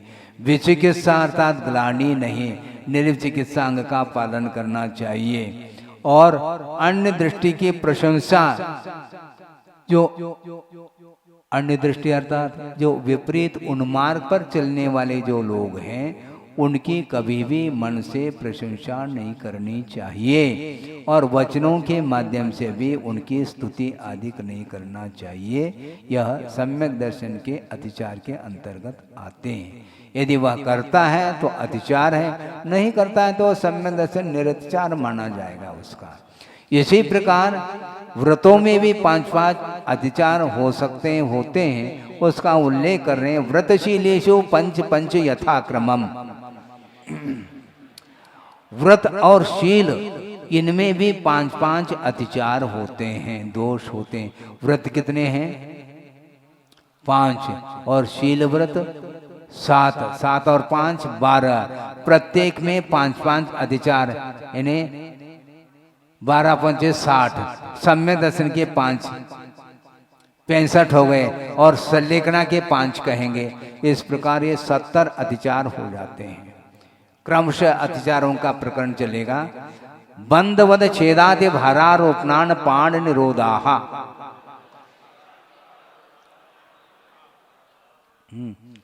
वह पशुओं को पालन कर रहा है, मान लो व्रती हो करके, किंतु वह पशुओं को बांधेगा तो सही, किंतु ऊधम करता है इसलिए बांध सकते हैं, किंतु उस प्रकार उसको बंधन में नहीं रखना जिसके माध्यम से वह बिल्कुल ही उठ नहीं बैठ न उठ पा रहा है न बैठ पा रहा है। हाँ, तो ऐसी स्थिति में कैसे करोगे आप? चल फिर सके सुविधा के अनुरूप उसके लिए वो रखा जाता है। यदि बिल्कुल ही चुस्त बांध करके रखोगे तो वह दोष माना जाता है, ठीक नहीं है। वध अर्थात यहाँ पर वध अर्थात वो वध नहीं लेना, प्राणों का अपहरण नहीं, किंतु उसके लिए उसकी पिटाई कर रहा है। किसके द्वारा? और किसके द्वारा? चाबुक इत्यादि के माध्यम से उसकी पिटाई करना, ये नहीं करना चाहिए। छेद उसके कान हैं और नाक हैं इत्यादि अपनयन करना, उसको भेदना, इसको बोलते हैं छेद। ये नहीं करता व्रती। और अतिभार आरोपण नहीं करता, उसके शक्ति के अनुरूप ही भार का वहन कराता ले जाता है। और अन्नपान निरोध भी नहीं करता है तो अतिचार है ये। अन्नपान निरोध का अर्थ वह 24 घंटा काम तो ले रहा है, समय पर भोजन पान आदि वह नहीं करा पा रहा है या भूल रहा है, तो ये सारे अतिचार माने गए हैं। अपने भोजन को तो नहीं भूलता, लेकिन पशुओं के पालन करने में वह असावधानी उसकी रहती है। मिथ्योपदेश रोहोभ्याख्यान कूटली क्रिया न्यासापहार साकार मंत्र भेदाहा।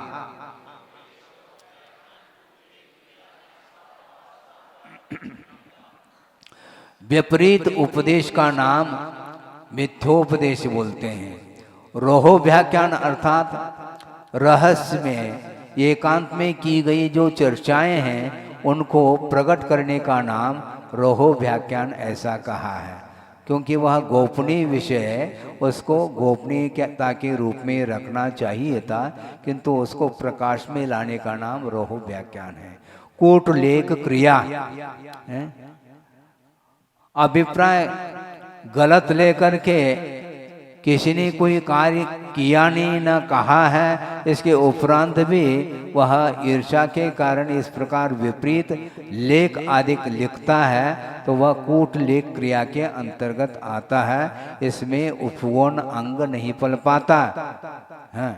स्थितिकरण और उपकरण के उपगुण की बात न करके उसको इस प्रकार लेख आदि के माध्यम से उसको प्रकट करता है, तो कूटलेख क्रिया मानी जाती है। न्यासापहार, आपको विश्वस्त समझ करके कोई व्यक्ति आया है और आपके पास मान लो 10 लाख रुपए लेकर के आया है कि भाई साहब आप अपने पास रख लो, मैं 1 आध महीने के लिए बाहर जा रहा हूँ, इसकी रक्षा की अपेक्षा से। हाँ कोई बात नहीं, रख लो। रख लिया, फिर बाद में आ गया आपके पास, हाँ वो अमुक तारीख के दिन आपके पास हमने 5 लाख रखे थे, वो दे दो, हाँ ले जाओ, जबकि 10 लाख रखा था उसने। तो इस प्रकार व्रती हो तो वह नहीं कर सकता, नहीं करना चाहिए। न्यास का अपहार यानी उसको हड़पना, डकार जाना बोलते हैं आप लोग, इसको इस ढंग से बोलते हैं, हमने सुना था इसलिए। ये न्यासापहार, साकार मंत्र भेद, यहाँ पर क्या किया है? साकार भेद मंत्र का अर्थ,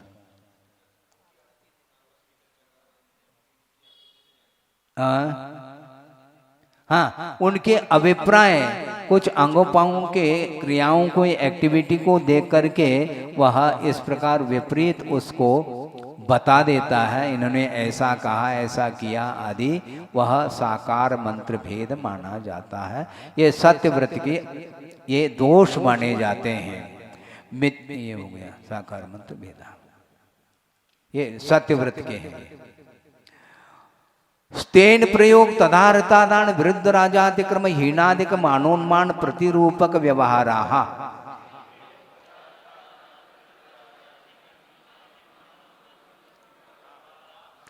स्वयं तो जो अनुवृत्ति है वह स्वयं चोरी तो नहीं करता, किंतु चोरी करने के लिए वह प्रेरित कर रहा है किसी को, तुम करो, अथवा किसी के द्वारा कहलवा रहा है, उसको बोलते हैं स्तेन प्रयोग, ये ठीक नहीं। और चोरी करके कोई माल ले आया है मान लो आपके दुकान में, तो उसको ग्रहण करना भी दोष माना जाता है, क्योंकि बाजार भाव से जो वह यदि दे रहा है तो फिर भी ठीक है, किंतु बाजार भाव से आधे भाव में ही वह बेचना चाहता है, इससे स्पष्ट है वह चोरी का माल है, वह ज्ञात हो जाता है, तो उसको लेना नहीं चाहिए। ये कौन करेगा ऐसा? जो व्रती होगा है वही इस प्रकार इन दोषों से बचने का प्रयास करता है। जो नहीं है तो उनके बारे में कोई चर्चा ही नहीं है हम पर। तो तदारता दान नाम का ये दोष आता है, वह ग्रहण नहीं कर सकता। विरुद्ध राजातिक्रम, जो राजकीय जो कानून है उसका उल्लंघन करता है तो विरुद्ध राजातिक्रम माना जाता है। आप जानते हैं टैक्स आदि भी नहीं भरना आदि आदि, और अन्य जो प्रांत हैं, अन्य जो देश हैं, वहाँ से माल खरीद करके, क्योंकि वहाँ पर कम कीमत में मिल जाता है, और वहाँ से ला करके यहाँ के अनुरूप इस रेट में वह बेचता है, ये भी उल्लंघन माना जाता है। हीनाधिक मानोन्मान, हीन और अधिक, मान और उन्मान। मान का अर्थ माप जिसको बोलते हैं, और उन्मान का अर्थ तराजू के माध्यम से तोला जाता है, उसको मान और उन्मान। इसमें क्या करता है? हीन और अधिक बेचना है तो हीन माप और हीन तोल के माध्यम से बेचता है, और ग्रहण करता है तो बड़े बड़े नाप और तोल के माध्यम से वह ग्रहण करता है। इसको हीनाधिक मानोन्मान बोलते हैं। मनोरंजन चाह रहे क्या? हाँ वही एक बार गुरुदेव के मुख से सुना था क्या, उस स्वाध्याय के दौरान मैं भी बैठा था, और एक व्यक्ति ने ही कहा कि महाराज हीनाधिक मानोन्मान का बहुत अच्छा रोचक प्रसंग है। उन्होंने सुनाया कि बेचना है तो उस समय छोटे नाप तो ले आना है, तो वो क्या करते हैं पिताजी, बहू को बुलाते हैं। बेचना है मान लो छोटी बहू, तो छोटे नाप और तोल लेकर के आती वो, और बड़ी बहू कहने से बड़े नाप और तोल लेकर के आती है। बहू तो ये कही है, नाप और तोल जो है ना, ये पहले से वह बहू को प्रशिक्षित किया है कि बेचना है तो छोटे नाप और तोल से बेचना है, और लेना है खरीदना है तो बड़े नाप तोल से खरीदना है। इस प्रकार प्रशिक्षण दिया गया था, इसलिए छोटी बहू और बड़ी बहू, और बहू एक ही आती है हर बार। इसको बोलते हैं ये दोष हैं, किंतु वह लोभ के कारण इस प्रकार वह करता चला जाता है। प्रतिरूपक व्यवहार का अर्थ यह है कि असली वस्तु में नकली वस्तु को मिला देना। नकली भी होते हैं क्या? नहीं, उसको क्या बोलते हैं?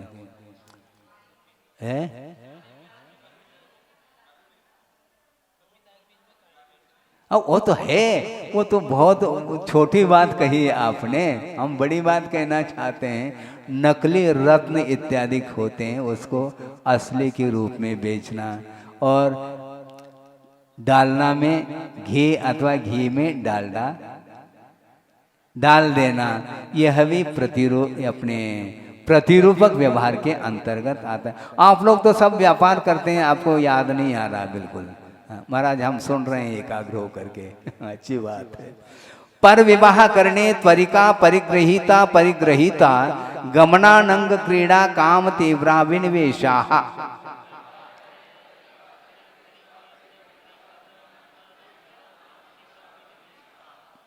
ये ब्रह्मचर्य व्रत के ये 5 अतिचार है।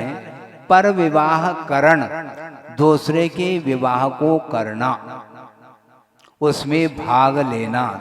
गुरुदेव ने ये कहा था कि यदि मान लो अनुवृत्ति है तो अपने परिवार के कोई भी सदस्य हैं उनके विवाह में भाग लेता है तो कोई बाधा नहीं, किंतु अपने साथ उनका कोई संबंध नहीं है रिलेशनशिप नहीं है, इसके उपरांत भी अड़ोस पड़ोस के व्यक्तियों के विवाह में भाग लेकर के उसको संबंध जोड़ करके देना, ये पर विवाहकरण नाम का दोष माना जाता है।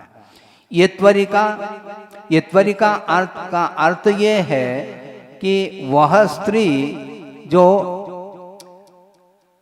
अन्य पुरुषों के साथ संबंध रखती है, इसी प्रकार पुरुष भी हो तो उसके साथ लगा लेना। प्रसंग यहाँ पर स्त्रियों की अपेक्षा से लिया है। जो स्त्री अन्य पुरुषों के साथ संबंध रखती है उसको यत्वरिका बोलते हैं। उसके दो भेद किए हैं। जो परिग्रहित अर्थात विवाहित स्त्री है वह परिग्रहित मानी जाती है, और जो अविवाहित है कन्या आदि के रूप में वह अपरिग्रहिता मानी जाती है, किंतु अन्य व्यक्तियों के साथ संबंध रखती है। इस अपेक्षा से ये दो अतिचार माने गए। ये त्वरिका परिग्रहिता गमन और ये त्वरिका अपरिग्रहिता गमन माना जाता है। अनंग क्रीड़ा अपने उचित अनुचित अंगों के साथ उचित अंगों को छोड़ करके अन्य अंगों के साथ क्रीड़ा करने का नाम अनंग क्रीड़ा ये माना गया है। यह भी दोष है। और काम का वासना का जो अतिरेक है उसको काम तीव्रा विनिवेश ये संज्ञा दी है। इस प्रकार ये 5 अतिचार ब्रह्मचर्य व्रत के हैं। क्षेत्र वास्तु हिरण्य सुवर्ण धनिधान्य दासी दास कुप्य भांड प्रमाणातिक्रमा।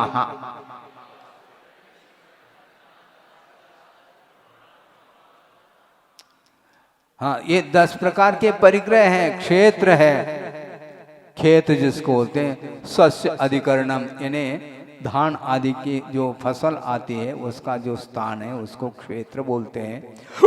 वास्तु का अर्थ अभी कहा था घर। हिरण्य का अर्थ रूप आदि व्यवहार जिसके माध्यम से होता उसको उसका नाम हिरण्य बोला है। सुवर्ण अर्थात स्पष्ट है, और गाय आदि को धन बोलते हैं।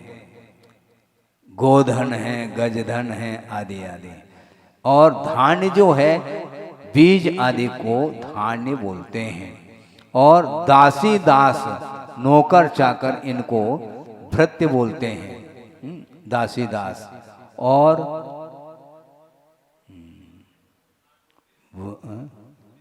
हाँ, स्त्री और पुरुष के रूप में दासी दास है।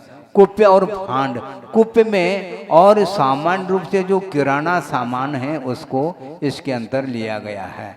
कारपास इत्यादि को लेकर के इन्होंने दिया है। वस्त्र वगैरह, चंदन आदि ये सारे वस्तु ली गई हैं। इस प्रकार ये 10 प्रकार के, और एक भांड आता है बर्तन आदि। ये 10 प्रकार के परिग्रह हैं। ये युगल के अपेक्षा से ये 5 युगल बन रहे हैं।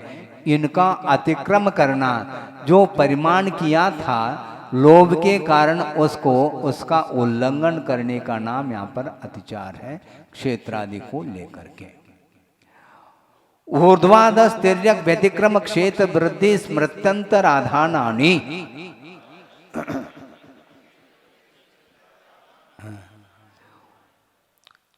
ऊपर जाने की अपेक्षा से क्षेत्र की मर्यादा की थी और उसका उल्लंघन कर दिया। और नीचे का कूप इत्यादि की अपेक्षा से नीचे जाने की जो मर्यादा की थी उसका अतिक्रम कर दिया। और तिर्यक रूप से जो मर्यादा की थी दिशाओं की अपेक्षा से उसका उल्लंघन करना, ये सारे। और क्षेत्र की वृद्धि, एक तो उल्लंघन करना और बढ़ा दिया, क्षेत्र की मर्यादा को बढ़ा दिया। पहले जो मर्यादा की थी उसमें वृद्धि हो गई, इसको क्षेत्र की वृद्धि। और स्मृत्यनुपस्थान का अर्थ हमने मर्यादा कितनी की थी भूल गए। ये भी दोष के अंतर्गत आता है। ये किसके ये दोष हैं? ये दिग्व्रत के 5 अतिचार हैं। आनयन प्रेष प्रयोग शब्द रूपानुपात पुद्गल क्षेपाहा।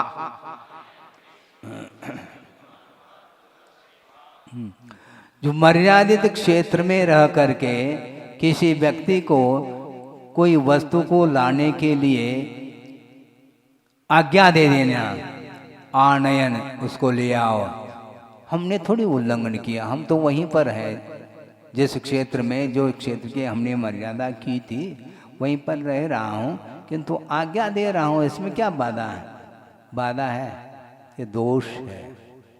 दूसरे को आज्ञा दे रहे हो, आज्ञा देंगे तो उल्लंघन तो हो ही गया, मन से तो हो ही गया।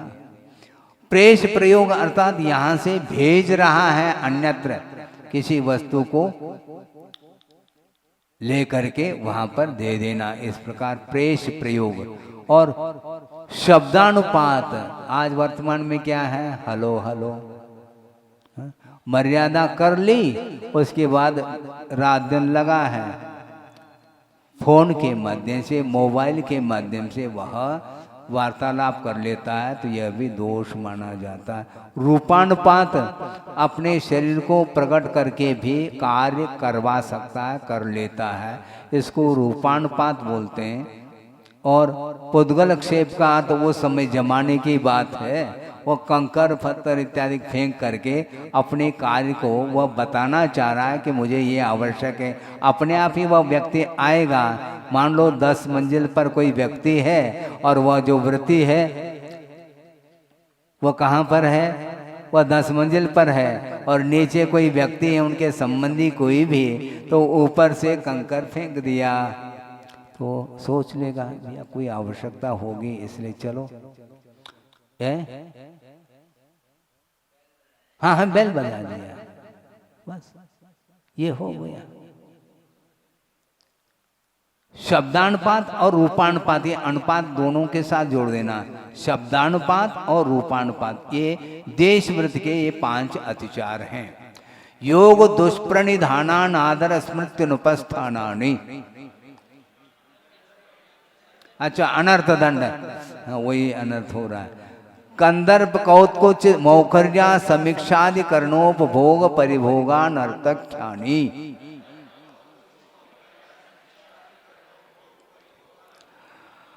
राग के उद्रेकता के साथ हास्य मिश्रित अशिष्ट वचनों का प्रयोग जो किया जाता है वह कंदर्प माना जाता है, इसमें कोई भी सार्थकता सिद्ध नहीं होती।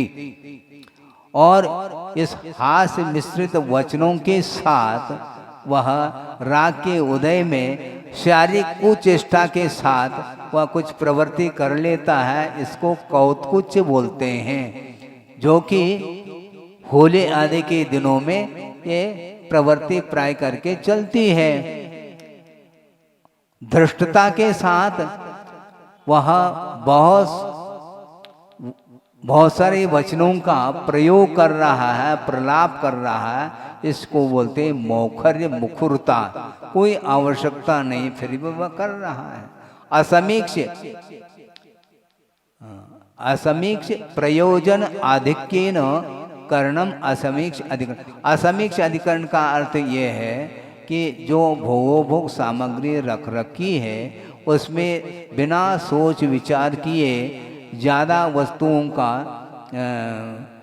ग्रहण करके कोई भी कार्य कर जाना, ये असमीक्ष अधिकरण माना जाता है। जैसे समझने के लिए अब क्या करेंगे, समझाना तो है। मान लो 2 व्यक्ति को निमंत्रण दे दिया भोजन के लिए, और 2 व्यक्ति यदि भोजन करेंगे तो कितने लेंगे हमें बताओ? ज़्यादा 10, 12, 15 रोटी बस ठीक है, 2 व्यक्ति के लिए पर्याप्त है। अब 50 रोटी बनाने योग्य आटे को ले लिया और वह बना दिया 50-60 रोटी। अब इसको बोलते हैं असमीक्ष अधिकरण। बिना सोच विचार किए कार्य किया तो इसमें अनर्थ घटित होगा। कौन खाएंगे, कौन पिएंगे, क्या होगा, इसलिए सोच विचार करके वह कर लेता है। वृत्ति नहीं है तो दोष आ जाता है, ये इसका अर्थ है। भोग ये क्या हो गया, ये हो गया अनर्थ दंड के अतिचार हो गए। और कहाँ गया भोगो, वो परिमाण का वो बाद में आएगा शायद, है ना? हाँ, अनर्थ दंड व्रत हो गया। अब सामायिक आएगा प्रोषद उपवास, फिर बाद में भोग इसका आएगा। योग दुप्रणिधाना नादर स्मृति नुपस्थानानि। मनोवचन काय के चेष्टा को रोकना चाहिए, किंतु वह मनोवचन काय की चेष्टा वह विपरीत रूप से कर रहा है, ये सामायिक संबंधी अत्याचार माने जाते हैं। उपयोग को एकाग्र रखना चाहिए। पाठ आदि कर लेता है सामायिक पाठ आदि को, उसमें भी एकाग्रता होनी चाहिए, और शारीरिक चेष्टा में भी किसी भी प्रकार से अंतर नहीं आना चाहिए। और दुप्रणिधान और अनादर, सामायिक के प्रति आदर का अभाव हो गया। अरे 12 बज गए, अब बैठ जाओ, बैठना तो है ही, 1 घंटा जैसे तैसे टाइम पास कर लो, ये अनादर हो जाएगा उस सामायिक के प्रति। और स्मृति अनुपस्थान अर्थात भूल ही गए, सामायिक हमने की क्या नहीं की ज्ञात नहीं रहा, यह भी दोष माना जाता है। वो जानबूझ करके नहीं कर रहा है, किंतु स्मरण से व्यासंग के कारण, अन्य कार्यों में व्यस्तता होने के कारण अपने करने योग्य जो आवश्यक क्रियाएं हैं वो विस्मरण में आ गए। सचित संबंध सम्मिश्रा भिषव दुपक्वाहराहा। फिर एक छूट गया, क्या हो रहा है इसमें? हाँ, अप्रत्यवेक्षिता प्रमार्जितो सर्गादान संस्तरोपक्रमणा नादर स्मृति अनुपस्थानानि।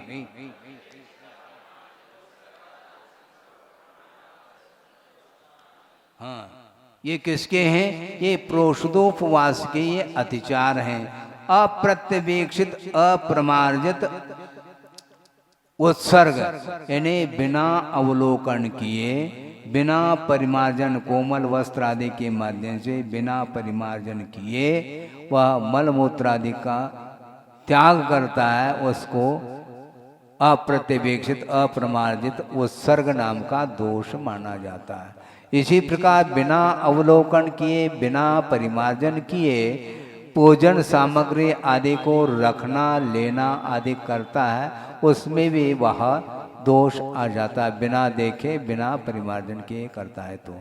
इसी प्रकार अप्रत्यवेक्षित अप्रमार्जित संस्तरोपक्रमण, अपने प्रतिदिन के जो बिछाने और ओढ़ने योग्य संस्तर वगैरह है, बिस्तर वगैरह, उसको बिना परिमार्जन बिना अवलोकन किए वह समेटता रहता है, बिछाता रहता है, ये दोष माना जाता है। और अनादर, जो आवश्यक क्रियाओं में उत्साह का नहीं होना, यह अनादर माना। ऐसा क्यों होता है? इसलिए होता है प्रोषदोपवास किया है ना, शारीरिक क्षमता रही नहीं, 48 घंटे का पीरियड निकालना मुश्किल हो जाता है। एक उपवास किया था मान लो, और उसके पहले भी एक आसन, बाद में भी एक आसन करना है, तो इसके कारण वह अनुत्साह हो जाता है, उत्साह रह नहीं पाता।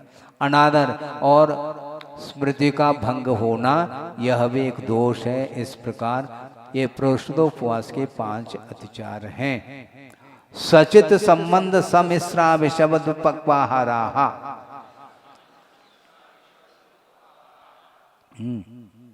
सचित आहार यानी अप्रासुक आहार व्रती को नहीं लेना चाहिए, और सचित वस्तु से संबंध रखने वाला जो आहार है उसको भी नहीं लेना। प्रासुक आहार तो है, उसके साथ कुछ ऐसे पदार्थ का संयोग हो गया, वह सचित के साथ संबंध रख रहा है। और मिश्र, सचिता चित मिश्र होकर के पहले से मिला करके उसको रखा है, पकाया है। सम्मिश्र और अभिशव अर्थात गरिष्ठ, और दुपक्व का अर्थ पुनः आ गया दुपक्व। दुपक्व का अर्थ इतना ही लेना, पाक शास्त्र के अनुरूप पका हुआ अन्न होना चाहिए। यदि मान लो उससे विपरीत है, वह दुपक्व के अंतर्गत आता है। अधिक पका हुआ भी नहीं होना चाहिए और अधपका हुआ भी नहीं होना चाहिए। सुचारू रूप से, सम्यक रूप से पका हुआ अन्न हो तो अतिचार के अंतर्गत वह नहीं आता, नहीं है तो ये आ ही जाता है। सचित निक्षेपापिधान पर व्यपदेश मात्सर्य कालातिक्रमाः।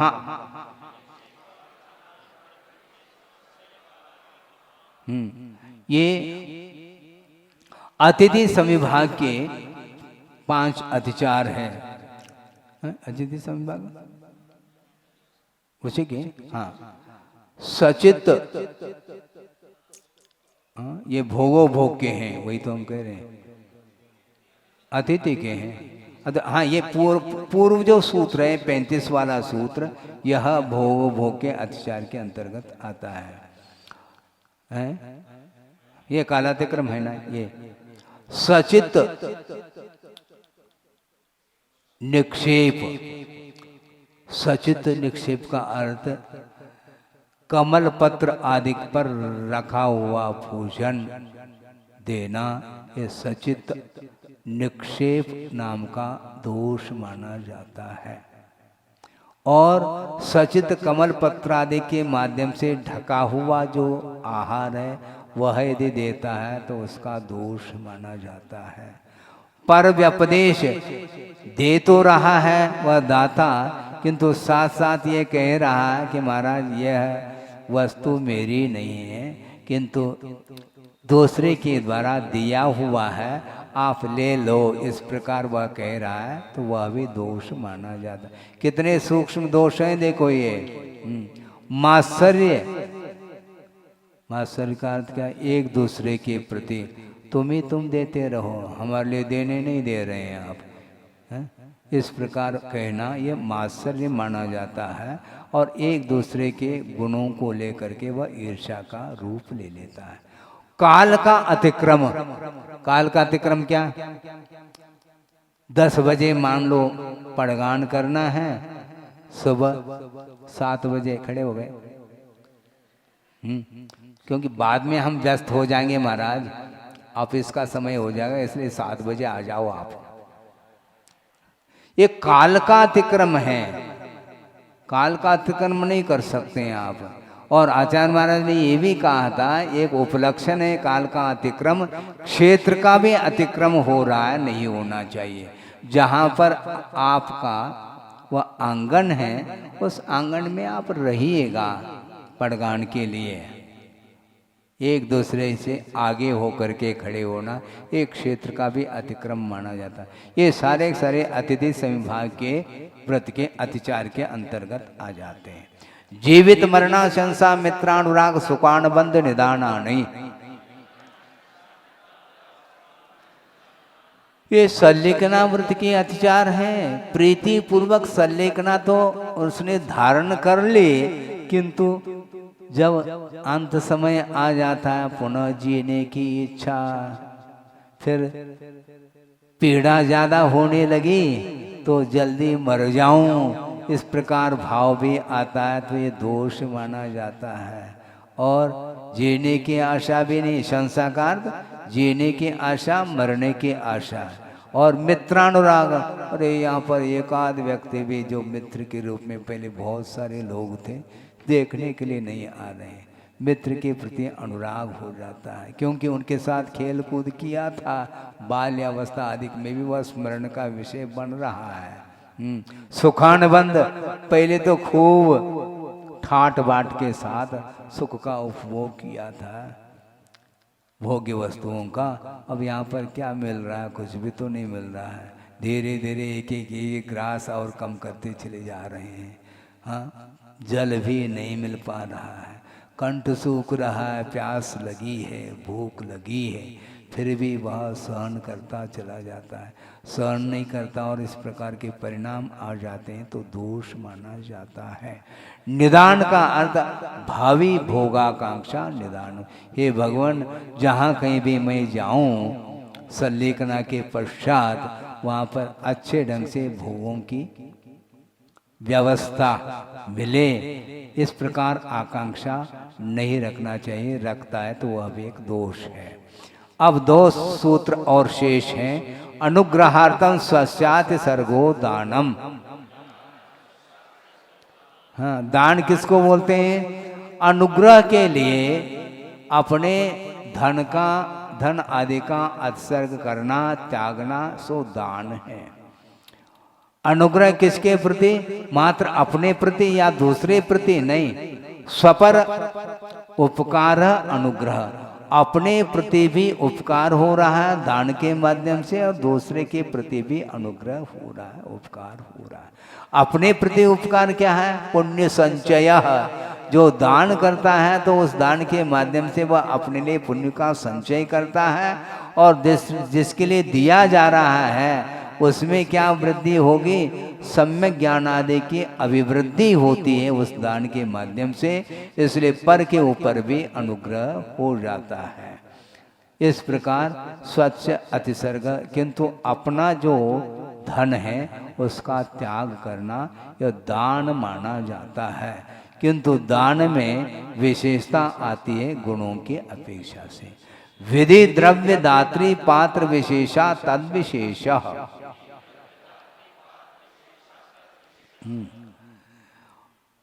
प्रतिग्रह आदि का जो क्रम है यह विधि मानी जाती है, यथा योग्य पात्र के अनुरूप वह करता है। पड़गान करना और पूजन करना, पाद प्रक्षालन करना, उच्चासन देना, नमोस्तु करना और मन शुद्धि, वचन शुद्धि, काय शुद्धि, आहार जल शुद्ध है, इस प्रकार नवदा भक्ति पूर्वक जो आहार दिया जाता है वह यह विधि मानी जाती है और ये गुणकृत विशेषता इसके अंदर आ जाती है। ये विधि प्रत्यय के साथ जोड़ देना, विधि द्रव्य, विधि के अनुरूप द्रव्य, विधि के अनुरूप ये सारे प्रत्यय के साथ जोड़ दो।